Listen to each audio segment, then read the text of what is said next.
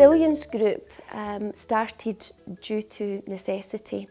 There were children in the primary 2 class who were clearly distressed about being in class for sustained periods of time. Let's think about what it really, if we were to take a photograph, what kind of things might have happened before. Let's pretend the teacher said, everybody come to the carpet. Well, what would you want it to have done? Sit on my chair. And if the teacher said, everybody come to the carpet? I wouldn't sit down, I'll get my grump on. Despite various strategies being implemented, they still were not in a position where they could sustain long periods of time in class. And a lot of the problems were surrounding the children's emotional and social and mental well-being. It was very clear from the very start that the children who were suffering distress had really low self-esteem. Yeah, sometimes we can be smiley, but inside We can be sad. and we can feel a bit yuck inside. His assessment at the beginning of the resilience group was really low, worryingly low.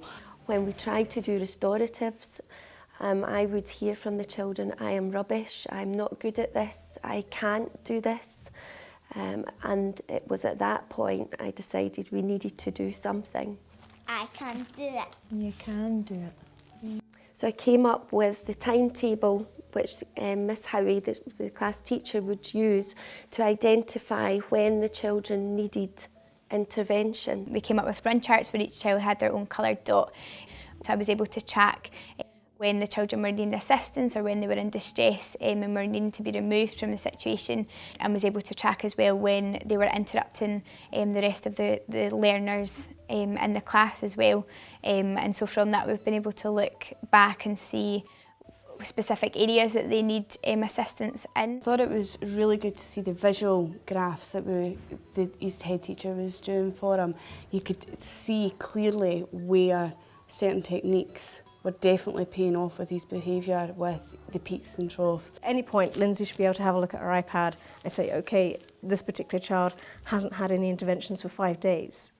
That's a fantastic thing. And very illuminating for the parents because they were able to see where their exactly their child's performance and their progress.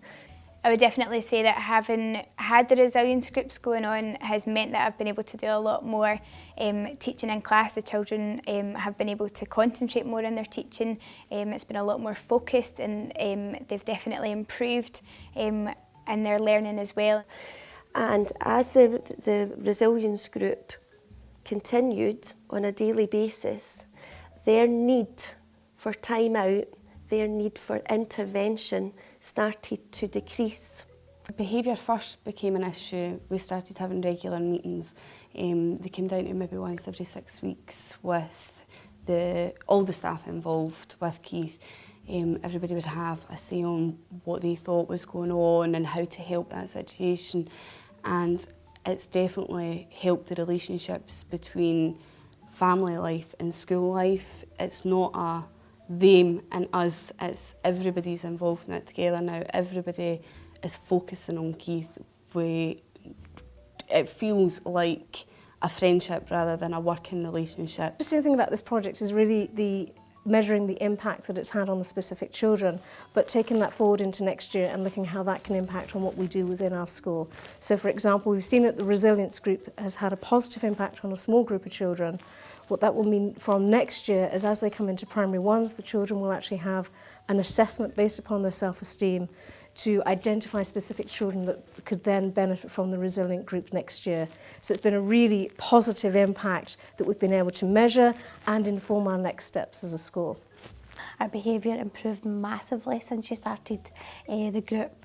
Very little sort of activity, like sort of troubled activity. Our behaviour was so much better, such an improvement, all since she started the group. Daily struggle to get him to come to school, whereas now he'll actually say to people that he enjoys school, whereas he would never have said that 6 months ago. When I'm at the cellular group, my brain is good with Mrs. Evans, and when I'm Mrs. Mackenzie, my brain makes good choices too. and knowing that your child is happy and content where they are, nothing can make that better. The Early Years Collaborative has definitely changed my practice. Beforehand, when I used to implement strategies and new initiatives, at the end we would reflect and say, you know, that's had an impact, and it would be professional judgment. However, with the model of change and improvement, we've got hard facts and we've got really hard evidence which demonstrates improvement.